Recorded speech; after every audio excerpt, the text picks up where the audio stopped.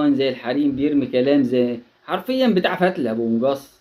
حرفيا بني ادم حلاق، بني ادم يعني ما تقدرش تقول عليه غير ان هو يعني ناقص. بني ادم ما كملوش غير القفا بتاع احمد شوبير، وهو مالهش غير الشبشب اساسا او الجزمه القديمه. من اي حد يشوفه في الشارع، من اي حد يسمعه، من اي حد يقابله، من اي حد بني ادم فيه كميه نقص مش عارف هو يكملها. ربنا مديه كل حاجة إلا حب الناس والنقص.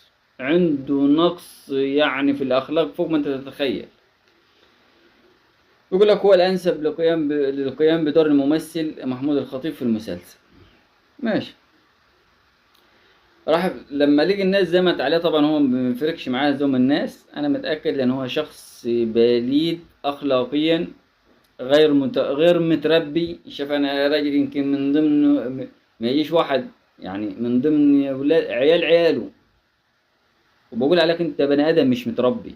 مش عشان خاطر محمد، والله العظيم الكلام ده لو كان على كابتن حسن شحاته وطلع بالشكل ده، يعني حرفيا هطلع اشطفك برضه. اشطفك، دول اساطير. كابتن محمود الخطيب، كابتن حسن شحاته، اساطير. ما يطلعش تافه زيك كده ويتكلم عنهم. ما يطلعش واحد يعني ناقص، ما يعني النقص عنده فوق ما تتخيل من الطاقة. فبيقول لك ايه تاني، الجاهل او المريض او البليد اللي اعتقد اننا نقلل من قيمة الخطيب باختيار النجم علي ربيع، اسمع، ليقوم بدوره في مسلسل يحكي قصة حياة الخطيب. يا جاهل منك ليه؟ علي ربيع فنان وممثل كبير وشديد الشبه بالخطيب، إلى جانب أنه كان لاعب كرة قدم في طلاع الجيش، والخطيب ممثل بارع. والله تاني، ده بني آدم ناقص فوق ما تتخيل من النقص. ده بني آدم تحس إن حد كانوا ياخدوا من ورا مصنع الكراسي.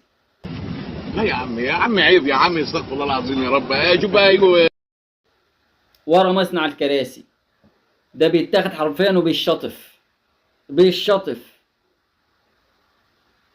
يعني ايه؟ يعني بيقول لك والخطيب ممثل بارع وعمل من قبل اعلان معجون حلاقه. يا عم هو ما بيتكلمش في حته معجون حلاقه، ده هو كان بيتكلم على مرض الخطيب قبل كده ولسه وما زال بيتكلم على مرض الخطيب، وان الخطيب بيمثل انه بيمثل دور على الناس ان هو الاخلاق. يا عم الخطيب اللي هيقعد يمثل مش هيمثل 70 سنه، مش هيمثل عمره كله ان هو عنده اخلاق.